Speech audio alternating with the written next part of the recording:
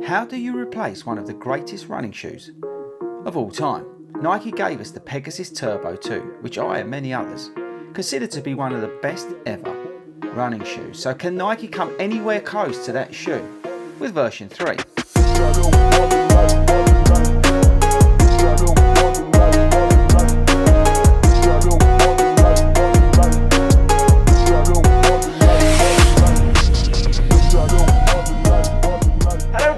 Welcome to FORDY Runs. My name is Chris Ford and I'm a running and athletics coach based here in the UK, and I love to make videos about running shoes here on YouTube. And today I'm going to be getting very excited about these, the Nike Pegasus Plus, or as I like to call it, Turbo 3. Right, so how this video is going to work, we're going to do a little bit of a history lesson, then we're going to look at the new shoe, we're going to do stats and features, then I'm going to tell you what I think about this new shoe, and at the end of the video I'm going to wrap it up and let you know whether you should be spending £165 on that shoe. Okay people, so back in 2018, Nike gave us the Pegasus Turbo. They then followed that up with the Nike Pegasus Turbo 2. Now the Pegasus Turbo 2 in my mind was one of the best running shoes ever brought out. Now why was that? Well, it was that sort of first super trainer. It was that first daily trainer that had like a super foam in it. We had Zoom X in there. We did have some React foam in there as well.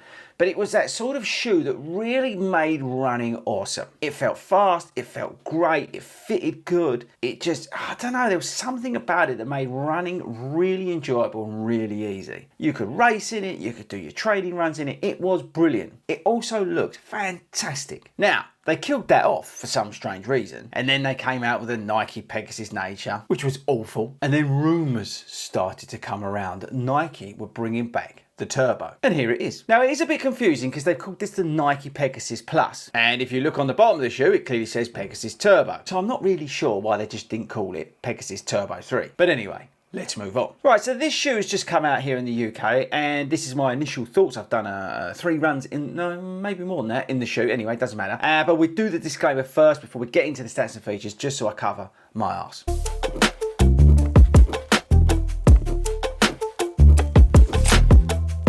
Okay, right, let's move on to stats and features. Right, so the Nike Pegasus Plus or Turbo 3, whatever you want to call it, is finally here. It's £165. We feature full-length Zoom X. In the previous version, like I said, you had Zoom X and React.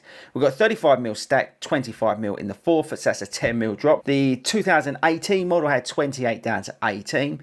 It's £165, which is amazing because the old version was £165, so well done, Nike. We've got the flying it upper, and we've got this amazing sort of rubber coverage on the outsole. Right, so just to give you some reference points, the Pegasus 41's £130. It's got a 37mm stack in the heel down to 27, so still 10mm drop. But this has got React X foam in it, not Zoom X, and we've got the Air Zoom units. Okay, so weight, let's weigh them. Turbo 3's going on 264 grams. Pegasus 41's going on 309 grams. And the shoe that pretty much kills the Pegasus Turbo, but we'll come on to that later, Adidas SL2, 254 grams. So weight-wise, it's okay. Right, let's talk about what's going on here and how it feels. So firstly, I really am digging this upper. This is the Flying It upper, which is super comfortable, it's super breathable, and I think it just looks great with the racing stripe. And actually, let's give the shoe a bit of kudos because I think it looks amazing. For me, this is the best colorway that they've launched with, but let me know in the comments which colorway you prefer at the moment. So yes, the Flying It upper works well. You've got plenty of lockdown. The tongue is not gusseted, but that doesn't really matter because it locks down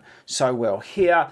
Fits true to size, had no issues in terms of heat spots, rubbing or anything like that. It fits really well. Stepping feel is nice amount of foam for this sort of more up-tempo daily trainer, which I really like. The outsole is an absolute joy on this shoe, it really is. You've got this exposed Zoom X here, which I will be taking massive lumps out of because the stuff that I run on, I don't run on sweet tarmac all the time, so this will get eaten up badly. But putting that to one side, I think if you look at the shoe in terms of the profile, it still looks like that low slung killer that the previous versions were, which I really appreciate. They've also kept that sort of little sort of heel at the back. If you remember the other one, they had that sort of spike that kept breaking when everyone took their shoe off when they put their foot on it, but they've sort of kept it a little bit at the back without sort of losing it totally, and I respect that. Okay, so ride, it doesn't necessarily feel like a Zoom X in terms of a racing shoe, but it's a really nice ride. It's peppy,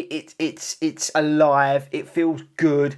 You can work at multiple different paces in the shoe, and it's just a fun ride. It's much more alive than the Pegasus 41. In fact, it's a completely different shoe. The full-length Zoom X works well with the shoe. Now, if you're thinking how does this compare to a Streak Fly, this is much better than a Streak Fly. The Zoom X in this shoe just works really well. It just rides along and bounces along and just carries you and just makes running fun. And those sessions that you're doing, whether it's a sort of just going out and getting 3 miles, 5 miles, whatever, or you know, a hard 6 miles where you're doing like different pace elements in it, whatever, it can all be done very well, but you can do it with a smile on your face. And that's the thing. So the Zoom X, the full-length Zoom X in the shoe works very, very well. Okay, so that's the ride. That's what's going on here. Let's move into the things I like, things I don't like. Okay, so the things I like. I like the look of it. I like the ride of the shoe. I like the feel of the Zoom X foam. I think it works really well. I think it's a fun shoe, which I really appreciate. I really like shoes that make you feel awesome. I love the upper. It just really works very well. As I said, it's just so breathable,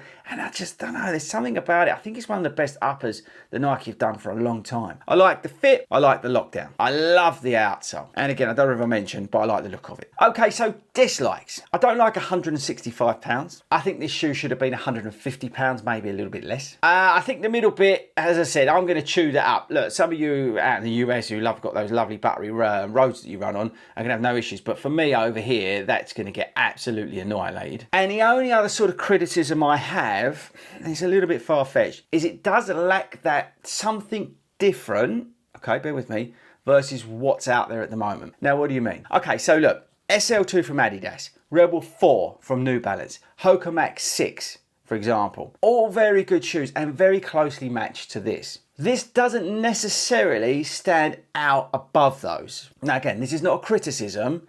I just hope that whatever they do next with this, I don't know, something... The Turbo 2 was a real game changer.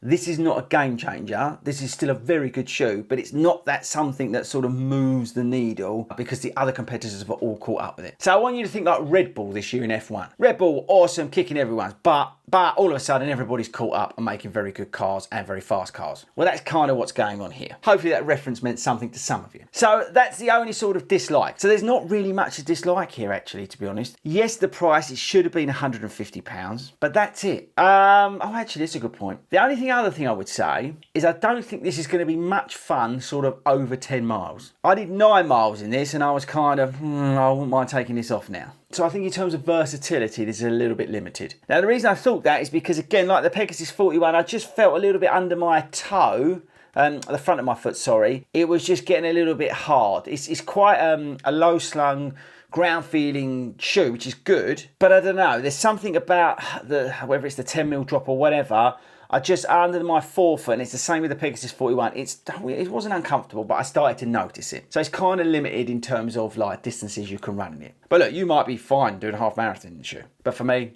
it's kind of limited. So yes, right, okay, let's conclude. So I think £165, this has a huge problem, and that's the Adidas SL2. This shoe's £110 and you can get that cheaper on Start Fitness using the code FORDY runs. So it's very hard to recommend this shoe when the SL2 is so good at that price point. But if they were equal in terms of price, I think it would be very hard to separate the two because you Nike lovers are going to really dig this. And obviously the SL2 is a fantastic shoe. They've done a cracking job with this. I really like it, but I really like up-tempo daily trainers. We are absolutely at that sort of peak in terms of up-tempo daily trainers being so good at the moment. Rebel 4 is an unbelievable shoe. It's a little bit more sort of mushy and things like that, but it's a great shoe. Hoka Max 6, great shoe. This SL2, the Brooks Hyperion 2, there's so many good shoes out there, up-tempo daily trainers at the moment. It's very hard to pick between them. Price-wise, you go with the SL2, but I think after that, this competes very much with the Rebel 4 and all the other shoes that are out there. This is a very good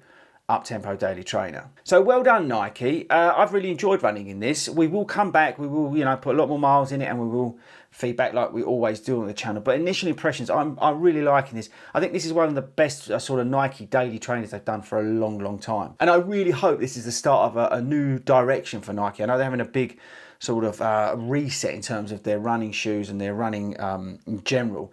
and trying to recapture their old sort of glory days. But hopefully this is the start of it, because yes, I really enjoy this. I think there's nothing to dislike here really, other than the fact it's 165 quid. It's a little bit limited in terms of mileage, but if you're looking for a fun up-tempo daily trainer, those other shoes that I named don't work for you, maybe you can't get on with the SL2, whatever, then have a look at this. I think this is a cracking shoe. Well done, Nike. This is a sort of first Nike daily trainer that I really, really enjoyed for a long time. Okay, people, so that's my initial thoughts on the Pegasus Turbo 3. Yep, I'm not giving into that plus name. Okay, so let me know also in the comments how you found the shoe. What do you think about it? Are you just as pleased as me with the shoe? I think it's a great shoe. I think it looks awesome. Okay, guys, that's it for me. Hopefully I'll see you all soon. I'm at plenty of races coming up, so hopefully I get to see some of you guys. But yeah, that's it. I shall catch you all later.